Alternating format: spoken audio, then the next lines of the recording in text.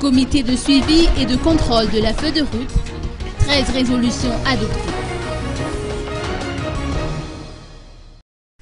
13 points importants ont été examinés, puis adoptés par les signataires de la feuille de route durant leurs 3 séances de réunion qui se sont tenues à Ivat les 10 et 17 décembre 2012, puis le 14 janvier dernier, selon le rapport du comité de suivi et de contrôle de la feuille de route, connu sous le sigle de CSC.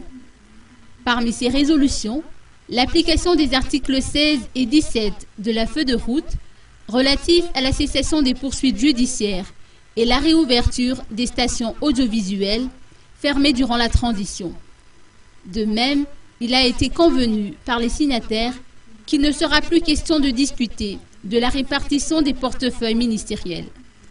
Les signataires ont également convenu qu'il importe de définir de manière précise les attributions du président de la transition, celles du Premier ministre, de l'exécutif et celles des parlementaires. Plus d'explications dans ces propos du vice-président du CSC, Charles Rakoutnirine.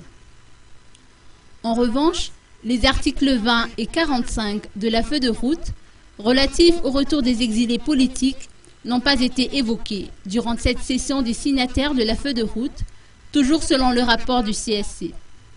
Toutefois, ils avaient requis la publication, dans les meilleurs délais, du statut qui devra régir les anciens chefs d'État. Le CSC a pour sa part demandé à l'État de subventionner les institutions consacrées à la feuille de route. La session des signataires de la feuille de route, sous la houlette du CSC, n'est pas pour autant clôturée et devra reprendre d'ici peu.